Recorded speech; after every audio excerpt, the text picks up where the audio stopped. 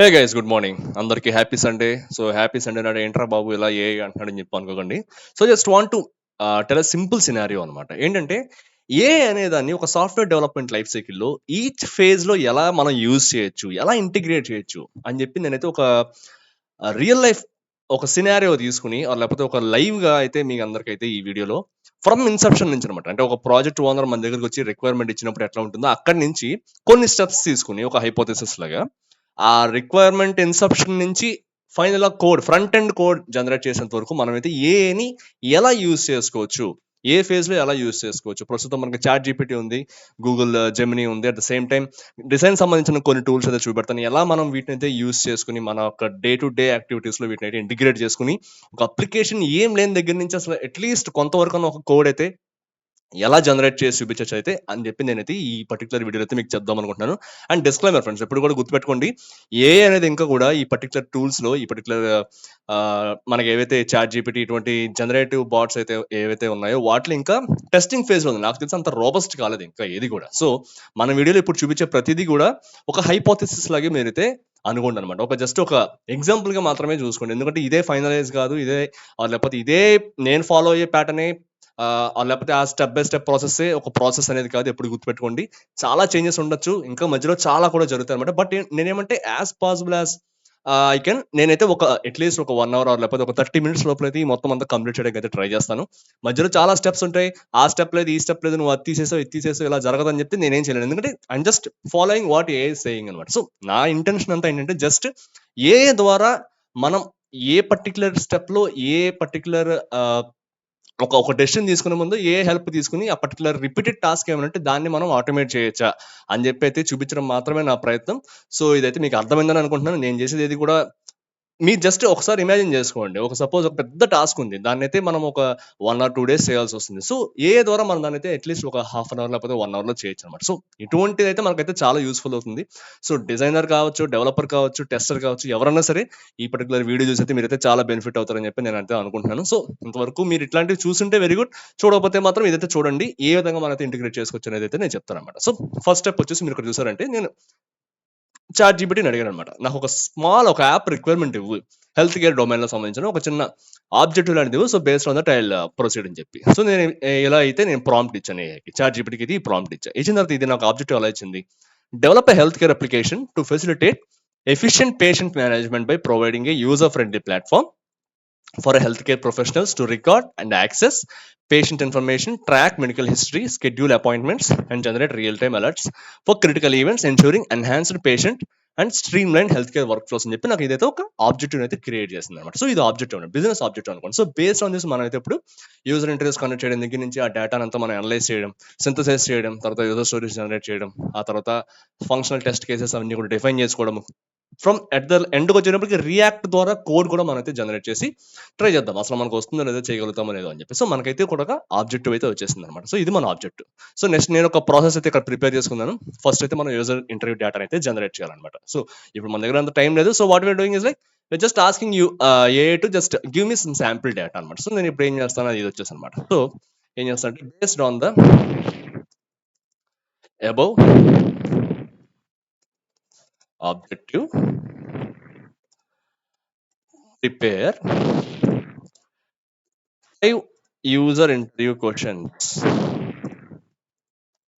ఇక్కడ నేను ఎటువంటి స్పెసిఫికేషన్స్ ఇవ్వడం లేదు, జస్ట్ ఒక 5 క్వశ్చన్స్ అయితే ప్రిపేర్ చేసి అయితే ఇమ్మని చెప్తాను అనమాట. సో మనం చూద్దాం ఇప్పుడు అది వేస్తుందో. సో నాకైతే 2 మోడల్స్ అయితే ఇక్కడ ఇచ్చింది అది. So first model, second model. కొద్దిగా సెకండ్ మోడల్ కొద్దిగా ఎక్కువ ఎలాబొరేటెడ్ గా ఉంది, అదండి చూద్దాం. కెనడిడేట్స్ ఫ్రీక్వెంట్ ఎన్కౌంటర్ ఇష్యూస్, ఇదైతే బాగుంది. So I go with this one. So ఇదైతే నాకు యూజర్ ఇంటర్వ్యూ క్వశ్చన్స్ అయితే ఇప్పుడు ఇచ్చేసింది. ఇప్పుడు ఇచ్చిన తర్వాత సో నేను ఏం చేస్తానంటే okay, based on the above user interview questions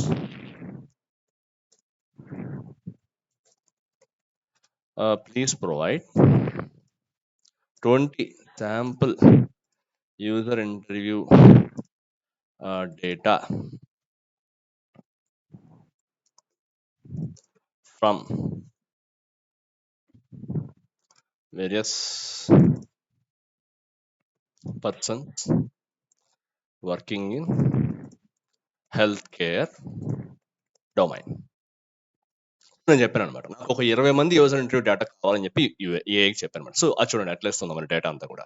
so, 20 మందిని ఇంటర్వ్యూ చేసినట్టు, వాళ్ళు ఇంటర్వ్యూ చేసినప్పుడు వాళ్ళ దగ్గర నుంచి వచ్చిన డేటా అనేది ఏంటనేది మనకి ఇక్కడ చూపెడుతుందనమాట. సో, వాళ్ళ రెస్పాన్స్ ఆ యూజర్ ఏం చేస్తాడు? అతని యొక్క పేరేంటి? అతని యొక్క డెసిగ్నేషన్ ఏంటి? అతని రెస్పాన్స్ ఏంటి? ఆ ఇంటర్వ్యూ క్వెషన్స్ అడగడం వల్ల అని చెప్పైతే మనకి ఇక్కడైతే ఏఐ అనేది ఇచ్చిందనమాట. సో, మనకు ఆల్మోస్ట్ ఇక్కడ 10, 20 అయితే ఇచ్చిందనమాట. సో, మనం ఏం చేద్దామంటే దీన్ని కాపీ చేసుకుందాం. సో, ఇక్కడ నేను ఏం చేశానంటే దీన్ని కాపీ చేశాననమాట. సో, మళ్ళీ నేను దీనికి ఇన్పుట్ కింద ప్రొవైడ్ చేస్తాను చూడండి. మళ్ళీ దాన్నే దానికి ఇన్పుట్ కింద అయితే నేను ప్రొవైడ్ చేశాననమాట. నెక్స్ట్ స్టెప్ ఫస్ట్ స్టెప్ అయిపోయిందనమాట. యూజర్ ఇంటర్వ్యూ డేటా అనేది అయితే మనమైతే జనరేట్ చేసాం. సెకండ్ స్టెప్ వచ్చేసి ఫైండ్ రికరింగ్ ప్యాటర్న్స్ అనమాట. మనం ఇప్పుడైతే యూజర్ ఇంటర్వ్యూ డేటా అయితే మన దగ్గర వచ్చింది. దీని నుంచి అయితే మనం ఏం చేయాలి? Recurring data, recurring patterns, user needs లేకపోతే వాళ్ళ పెయిన్ పాయింట్స్ ఏమైనా ఉన్నాయని చెప్పి మనమైతే అనలైజ్ చేయాలన్నమాట. సో, అది మనం చేద్దాం. ఏ మనకి కరెక్ట్‌గా ఇస్తుందో లేదో అని చెప్పి. సో, ఏఐకి ఇదంతా నేను ఇచ్చాను కదా! సో, బేస్డ్ ఆన్ ఇక్కడ ఏం చేస్తున్నాను? Based on the above user interview data, find out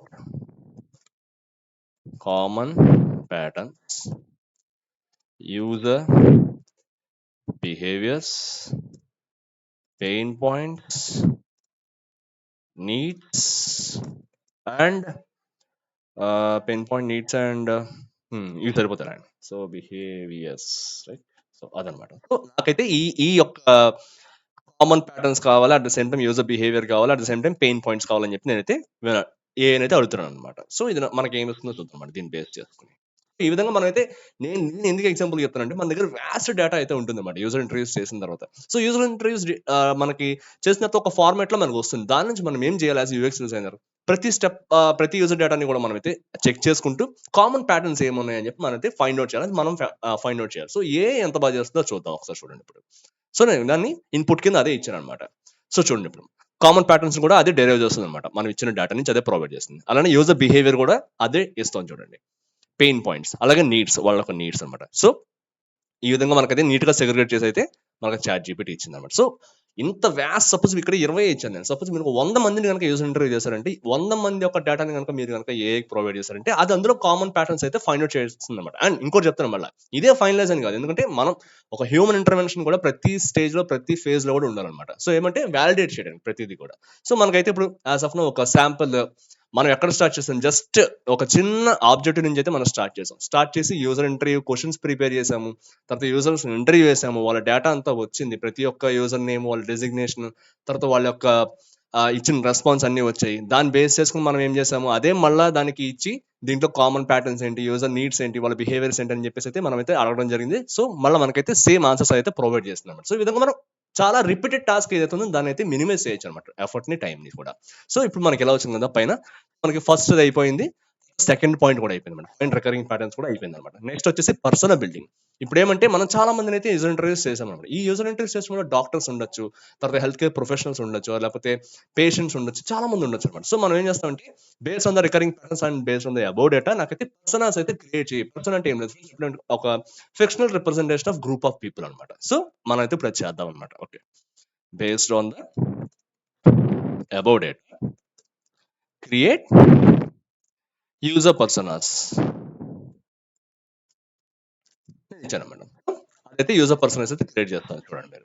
కొన్ని శాంపుల్ యూజర్ పర్సనైజ్ అయితే క్రియేట్ చేస్తుంది. అది చూసారా, మనం based on the about data అయితే క్రియేట్ చేయడం స్టార్ట్ చేసింది. ఒక 5 యూజర్ పర్సనైజ్ అయితే ఇచ్చింది అనమాట. ఫస్ట్ పర్సన్ వచ్చేసి అడ్మినిస్ట్రేటివ్ స్టాఫ్, సెకండ్ వచ్చేసి ఐసీయూ నర్స్, అండ్ థర్డ్ వచ్చేసి కార్డియాలజిస్ట్, అండ్ ఫోర్త్ వచ్చేసి emergency department.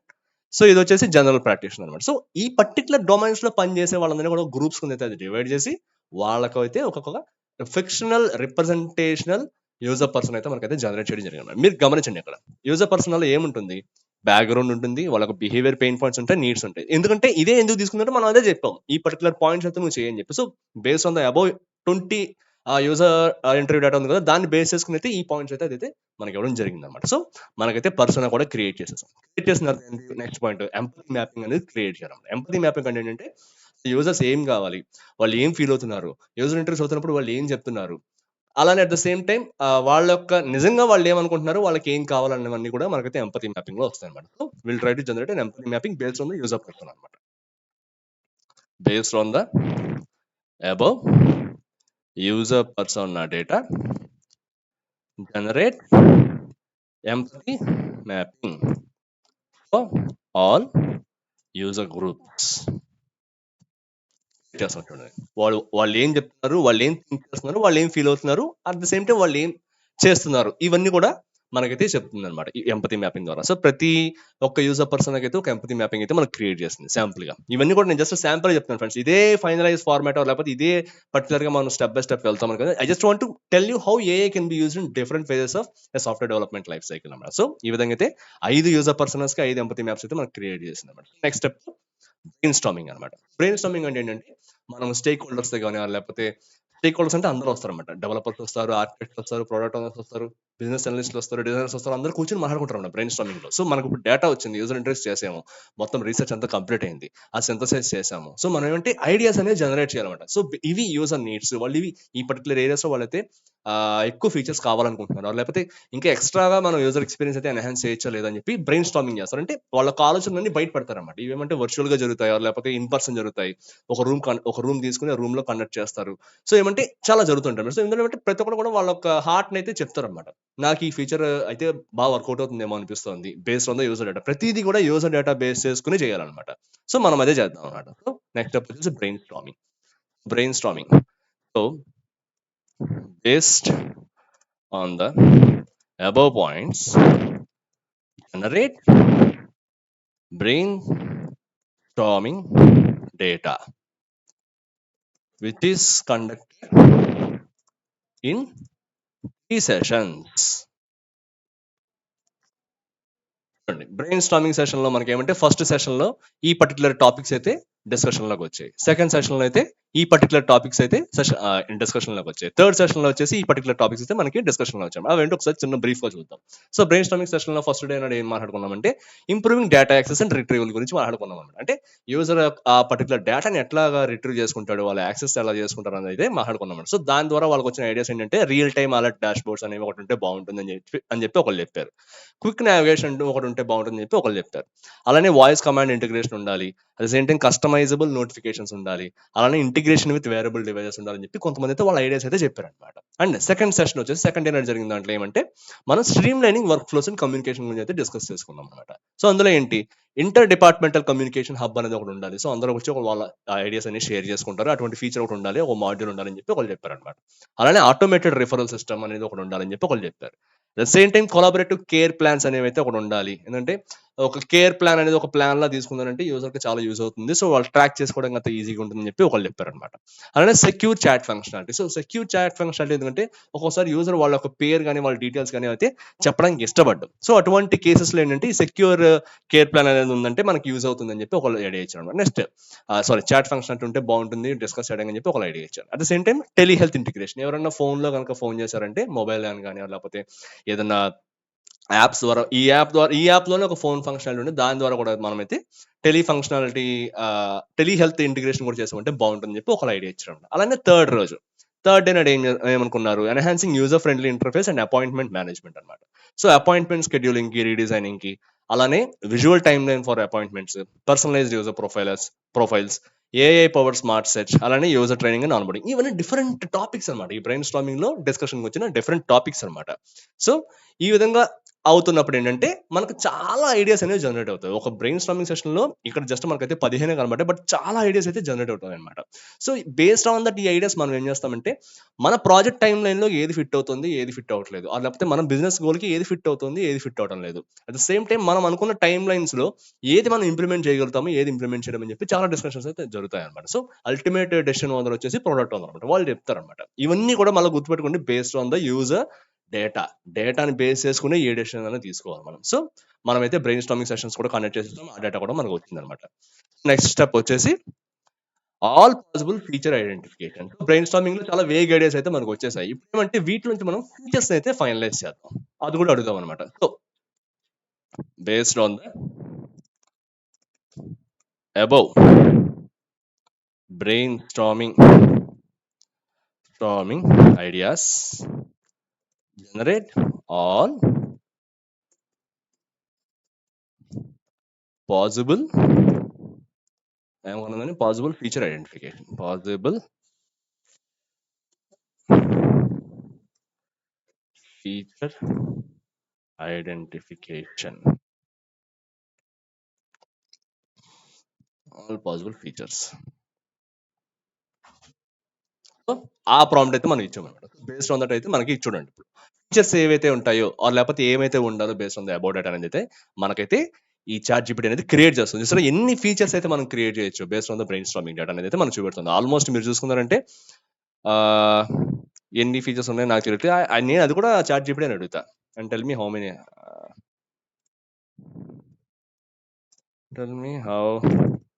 Many are there, how many features are there madam,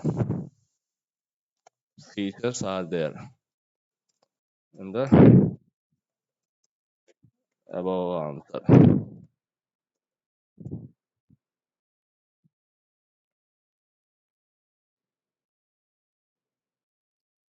so total 23 features అయితే మనకి ఇచ్చింది. ఇక్కడ చూసారా 23 ఫీచర్స్ అయితే మనకి ఇచ్చింది. ఇలా నాలా బద్ధకంగా ఉండేవాళ్ళు కాబట్టి ఇది కూడా ఉపయోగపడుతుంది అనమాట. వాళ్ళు లెక్క పెట్టలేరు. ఏం చేస్తారు, నాలంటోడు ఒకడు ఉంటాడు. అబ్బా ఏం లెక్క పెడతానులే అనుకుంటుంటారు అనమాట. సో వాడికి అట్లీస్ట్ ఆ నెంబర్ కూడా అది ఇచ్చింది అనమాట. సో చూసారా, జస్ట్ మీరు గుర్తుపెట్టుకోండి, ఒక్క ఆబ్జెక్టివ్ నుంచి జస్ట్ ఒక చిన్న ఆబ్జెక్టివ్ నుంచి మనం అయితే 23 ఫీచర్స్ అయితే విత్ ఇన్ నాకు తెలిసి 10 మినిట్స్ అయితే జనరేట్ చేయగలిగాం. సో ఇది పవర్ ఆఫ్ ఏఐ అనమాట. సో ఈ విధంగా మనం ఇంటిగ్రేట్ చేసుకుని ఇలానే ఫాలో అవ్వాలని కాదు, మనం చేసే ప్రతి రీసెర్చ్లో లేకపోతే ఐడియేషన్లో ఎక్కడైనా సరే మనం అయితే ఏఐని ఇంటిగ్రేట్ చేసుకుని ఈ విధంగా అయితే మనం హెల్ప్ తీసుకోవచ్చు అనమాట. ఏఐ యొక్క హెల్ప్ తీసుకోవచ్చు అనమాట. చాలా రిపీటెడ్ టాస్క్ లేకపోతే ఎక్కువ టైం కన్జ్యూమింగ్ టాస్క్ అయితే మనకైతే ఏఐ చాలా తక్కువ టైం ఫ్రేమ్ అయితే చేసేలాగైతే మనకైతే యూజ్ అవుతుంది అనమాట. సో ఒకసారి ఫీచర్స్ అనేవి చూసుకుందాం ఏమని చెప్పి.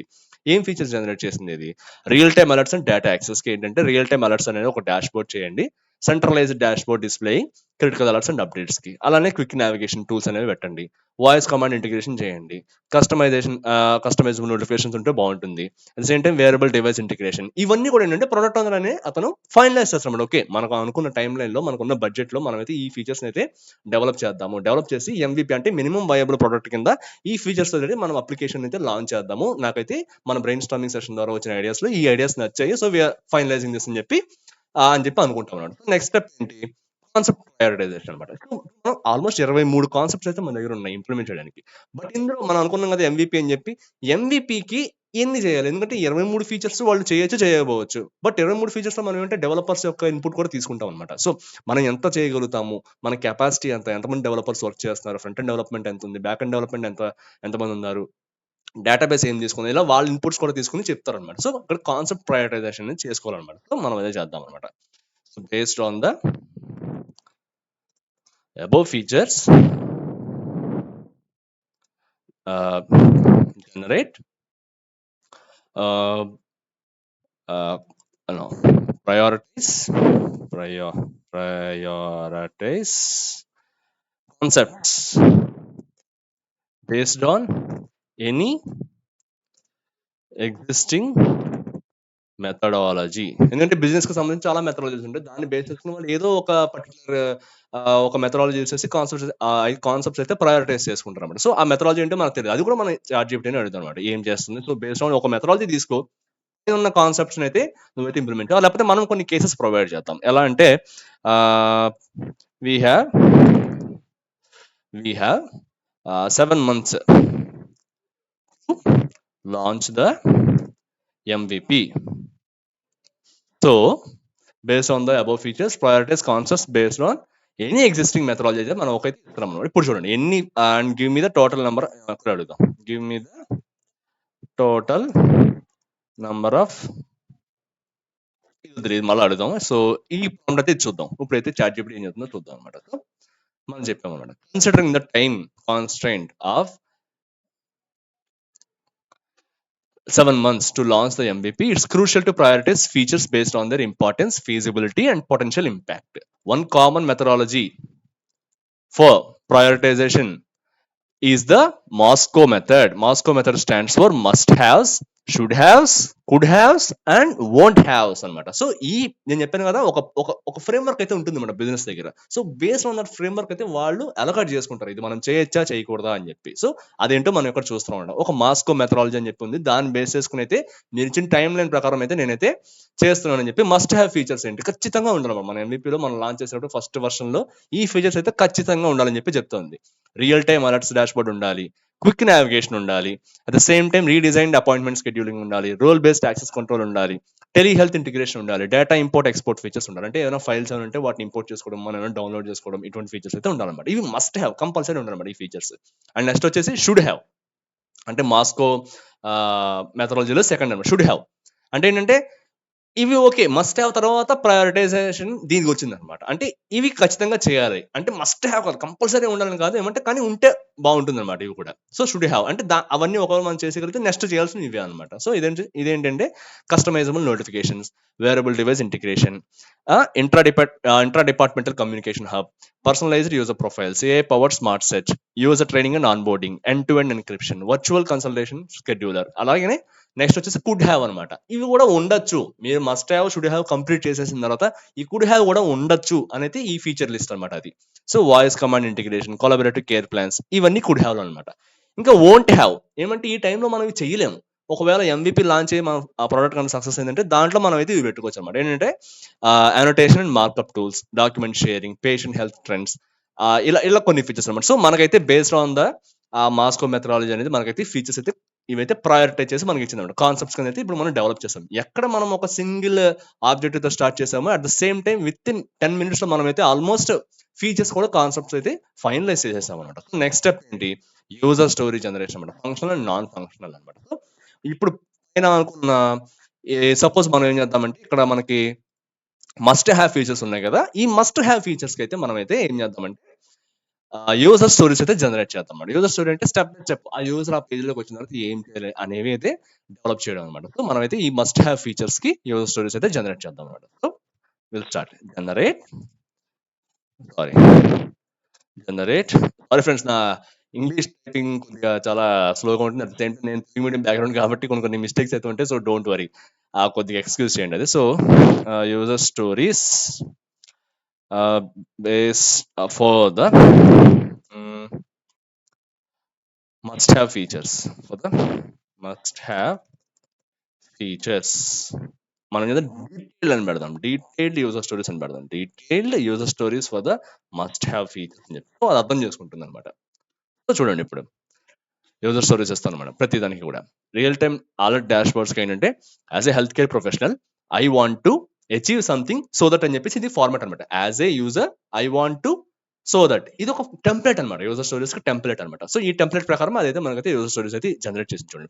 ప్రతి ఫీచర్ కి కూడా మనం ఏంటంటే మస్ట్ హ్యావ్ కి చేయమని చెప్పాం కదా. సో ఫస్ట్ దానికి అనమాట, ఫస్ట్ దానికి ఏం చెప్తుంది, as a health care professional I want to receive immediate alerts on critical patient event so that I can respond promptly to urgent situations. As a user, I want the real-time alerts dashboard to display concise and actionable information for quick decision making. So, based on that, ఈ user stories ఏం చేస్తారంటే UX designers, UI designers, లేకపోతే visual designers వీళ్ళందరూ కూడా design iteration అయితే start చేసి particular feature అయితే develop చేస్తారన్నమాట. బేస్డ్ ఆన్ ఒక స్ప్రింట్ తీసుకున్నారు అనుకోండి, ఒక స్ప్రింట్ స్టార్టింగ్ లో వాళ్ళకి యూజర్ స్టోరీస్ ఇస్తారు, ఇది మన యూజర్స్ కావాలనుకుంటుంది. Based on the user stories మీరు ఏం చేస్తారంటే ఈ పర్టికులర్ పేజెస్ అయితే మీరు డెవలప్ చేయండి, డిజైన్ చేయండి, యూజబిలిటీ టెస్టింగ్ చేయండి, యూజర్స్ తోటి చెప్పండి ఈ పేజ్ మీకు ఎలా ఉంది, మీరు అనుకున్నట్టుగా ఉందా లేదా, మీ ఎక్స్పెక్టేషన్ తగ్గట్టుగా ఉందా, మీ యూజర్ నీడ్స్ అన్ని దీంట్లో వ్యాలిడేట్ అవుతున్నాయా లేదా అని చెప్పి వాళ్ళని అడుగుతాం అనమాట. సో వాళ్ళు ఒక రెస్పాన్స్ ఇస్తారు, దాన్ని బేస్ చేసుకుని బాగుంటే వీళ్ళు కంటిన్యూ, అదర్వైజ్ వీళ్ళు అగైన్ రీఇటరేట్ అనమాట. మళ్ళీ దాని మీద అయితే మనం వర్క్అవుట్ చేసి దాన్ని అయితే మళ్ళీ ఇంప్రూవ్ చేయడానికి అయితే ట్రై చేస్తాం అనమాట. సో ఈ విధంగా ఏం చేసింది ఇది మస్ట్ హ్యావ్ ఫీచర్స్ అనేటివి కూడా మీరు చూసారంటే యూజర్ స్టోరీస్ అయితే డెవలప్ చేస్తుంది అనమాట. సో యూజర్ స్టోరీస్ అయితే కూడా మనకు వచ్చేసాయి అనమాట. యూజర్ స్టోరీస్ అయిపోయిన తర్వాత నెక్స్ట్ స్టెప్ ఏం చేయాలి, మనము functional and test case generation అయితే చేయాలన్నమాట నెక్స్ట్ స్టెప్. సో ఇప్పుడు ఏమంటే టెస్ట్ కేసెస్ అయితే జనరేట్ చేద్దాం. సో మనం ఏమనుకున్నాము, వీళ్ళందరూ డెవలప్ చేసేసారు అనుకోండి. ఏంటి ఇప్పుడు డిజైన్స్ అయితే మన దగ్గర రెడీగా ఉన్నాయి. జస్ట్ ఎగ్జాంపుల్ గా చెప్తున్నా, ఇప్పుడు మన దగ్గర యూజర్ స్టోరీస్ వచ్చాయి. సో డిజైనర్స్ వర్క్ చేశారు, ఒక 2-3 నెలల పాటు డిజైనింగ్ ఫేజ్ అయితే గడిచింది. సో డిజైన్స్ అన్ని కూడా అప్రూవ్ అయిపోయాయి. అండ్ ఈ డిజైన్స్ అప్రూవ్ చేయడం మనకి ఏమంటే కొత్త టూల్ ఉంటుంది ఫ్రెండ్స్. ఇప్పుడైతే మీకు చూపెడతాం అనుకుంటున్నా, రియల్ ల్యూమ్ అని చెప్పి ఉంటుంది అనమాట. Relume AI. ఈ రియల్ ల్యూమ్ ఏఐ కనుక మీరు చూసారంటే నేను చూపెడతాను చూడండి. ఇక్కడ మీరు గూగుల్లోకి వెళ్ళి రిలీవ్ ఏఐ అని టైప్ చేసిన తర్వాత ఈ పర్టికులర్ పేజ్ అయితే ఓపెన్ అవుతుంది మీకు. జస్ట్ సెకండ్, ఇలా వచ్చిన తర్వాత ఈ పేజ్ వస్తుంది అనమాట. మీరు ఏం చేస్తారంటే ఇక్కడ యూఎక్స్ వైర్ ఫ్రేమ్ ఉంది కదా, ఈ వైర్ ఫ్రేమ్ అన్న దాని మీద అయితే మీరు I think not this this మార్చాడు. ఐ థింక్ యూజర్ ఇంటర్ఫేస్ అయితే మార్చారు వీడు. సో ఓకే, సపోజ్ ఇప్పుడు యూఎక్స్ వైర్ ఫ్రేమ్స్ అన్నది కదా, దీని మీద నేను క్లిక్ చేశాను. ఇప్పుడు క్లిక్ చేసిన తర్వాత ఏమిది?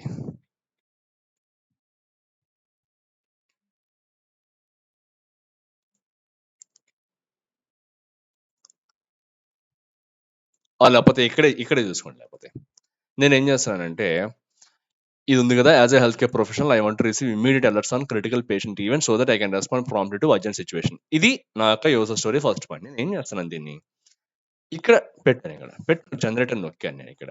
చూడండి ఇప్పుడేమవుతుందో. సో, ఈ పర్టిక్యులర్ ఈ స్టార్ట్ బిల్డింగ్. ఈ పర్టిక్యులర్ వెబ్‌సైట్ ఏం చేస్తుందంటే, ఒక సైట్ మ్యాప్ లాంటిది ఇస్తుందన్నమాట. At the same time wireframe కూడా ఇస్తుందన్నమాట. సో, ఏం చేస్తుంది ఈ పర్టిక్యులర్ వెబ్‌సైట్ అంటే, ఆల్ పాసిబుల్ సినారియోస్‌ని అయితే నాకు చూపెడుతుందన్నమాట. వైర్ ఫ్రేమ్స్‌లో నేను ఇన్ని రకాలుగా నేను పెట్టగలుగుతాను. ఈ పర్టిక్యులర్ యూజర్ స్టోరీనో లేకపోతే ఒక రిక్వైర్మెంట్‌ని ఇన్ని రకాలుగా నేను రిప్రజెంట్ చేయొచ్చు. అనేది ఒకసారి ఆలోచించండి. ఒక డిజైనర్ ఒక డే కూర్చొని ఒక 2, 3 వైర్ ఫ్రేమ్స్ ఏసాడనుకోండి ఒక పేజ్‌కి. ఈ పర్టిక్యులర్ ఏఐ టూల్ అనేది ఒక వందల కొద్దీ మీకు వైర్ ఫ్రేమ్స్ అయితే చూపెడుతుందన్నమాట. సో, ఎంత ఈజీ అవుతుంది ఒక డిజైనర్ ప్రాసెస్ అక్కడ. ఇదేమి ఇంకా రాలేదు. Hmm. Generate content.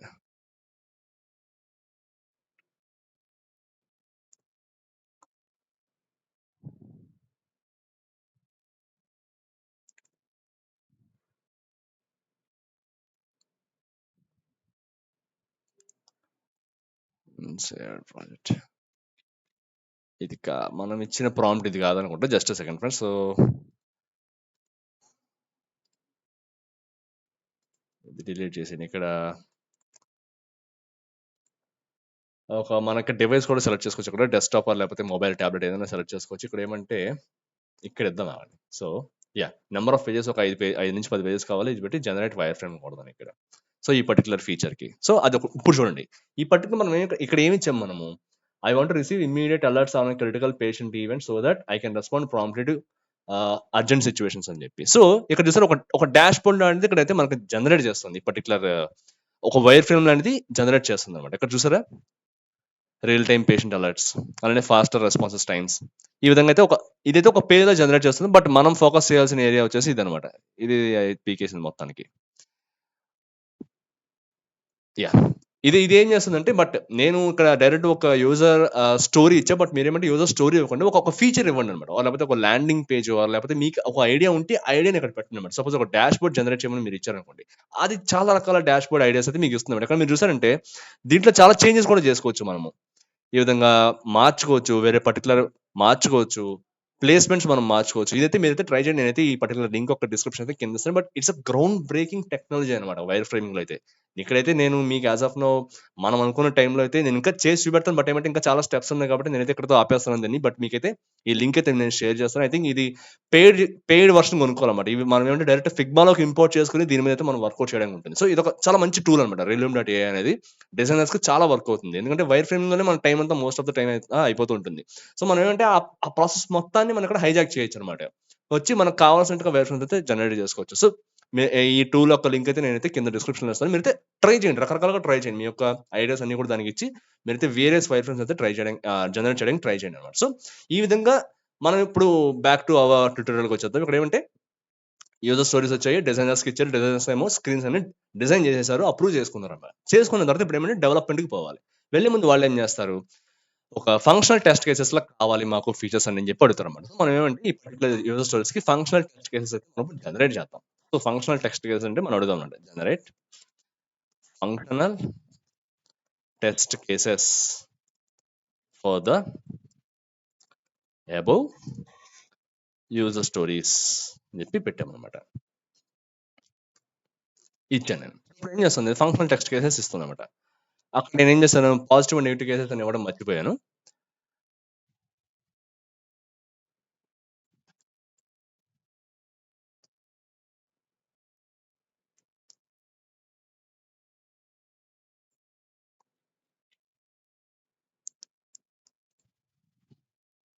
Both positive and negative cases అని చెప్పి పెట్టాను ఇక్కడ చూడండి ఇక్కడ. సో, నాకది అన్ని రకాల టెస్ట్ కేసెస్ కూడా ఇస్తుందన్నమాట. ఇప్పుడు మీరు చూసారంటే. So, based on the above user stories అన్నమాట. సో, మనకైతే టెస్ట్ కేసెస్ కూడా వచ్చేసాయి ఇప్పుడు. సో, టెస్ట్ కేసెస్ కూడా మనం జనరేట్ చేయగలిగాం. సో, నెక్స్ట్ స్టెప్ వచ్చేసి ఏంటి? Generate front end user interface with react. ఇది చాలా మెయిన్ స్టెప్ ఫ్రెండ్స్ గుర్తుపెట్టుకోండి. సో, ఇప్పుడు మనం ఏంటంటే ఒక 5 స్టెప్స్ అట్‌లీస్ట్ ఒక ఈ పర్టిక్యులర్ ఫస్ట్ పాయింట్‌కి మనమైతే రియాక్ట్ కోడ్ అయితే జనరేట్ చేయడానికి ట్రై చేద్దాం. సో, మనం ఏం చేద్దామంటే దీన్ని కాపీ చేసి పెట్టుకుందాం. కాపీ చేసి ఒక చోట పెట్టుకుందాం మనం. పెట్టుకున్నాం కదా! సో, ఇప్పుడు ఏం చేద్దామంటే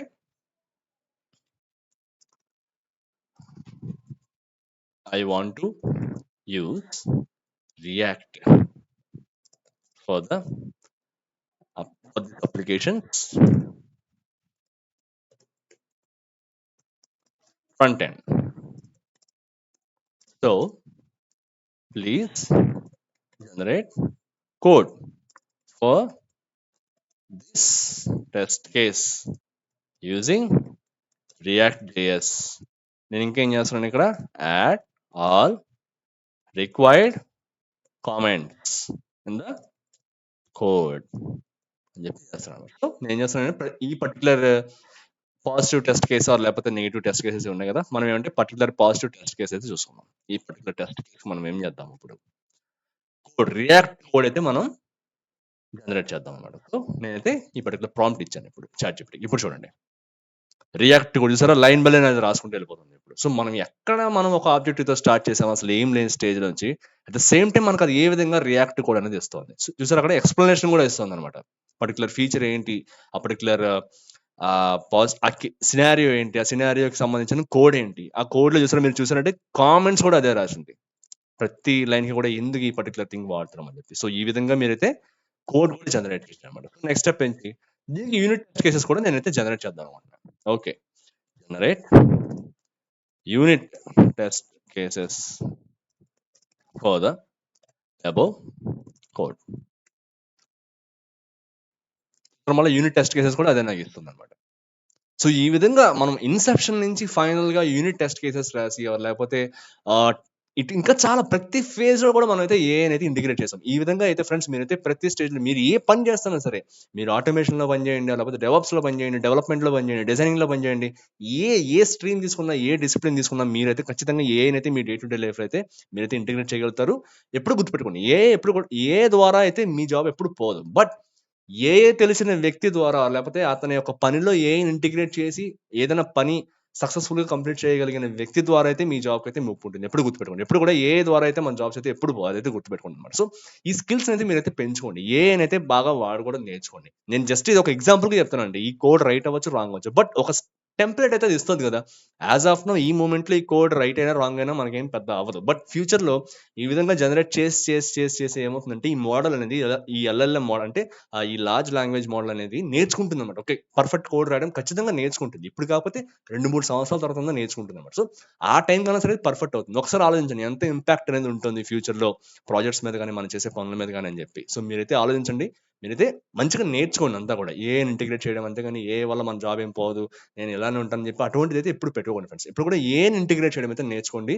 ఐ థింక్ ఇదొక ఎగ్జాంపుల్‌గానే తీసుకున్నాను ఫ్రెండ్స్. ఎప్పుడు కూడా ఇదే ఫైనలైజ్ కాదు. నేను చెప్పిన ప్రాసెస్ అంతా కూడా ఫస్ట్ నుంచి చివరి దాకా వచ్చి మీకు ఒక ఎగ్జాంపుల్‌గా చూపిద్దామని చెప్పి ట్రై చేశానే తప్పితే, ఇక్కడ ఏది కూడా ఇదే ప్రాసెస్ స్టాండర్డ్ ప్రొసీజర్ ఇదే ఫాలో అవుతాం ప్రతి ప్రాజెక్ట్‌లో అయితే కాదనమాట. సో, చాలా స్టెప్స్ ఉంటాయి మధ్యలో. ఇది జస్ట్ ఒక శాంపుల్‌గా నేను మీకు ఎలా అయితే చేయొచ్చు అని చెప్పి అయితే చూపించానన్నమాట. సో, ఇదైతే మీకు కొద్దిగానే యూజ్ అయింది అనుకుంటున్నాను. యూజ్ అయితే మీ ఫ్రెండ్స్‌తో షేర్ చేయండి and please subscribe to Chandana Pavan. Thank you very much friends and will meet up in the next video. By.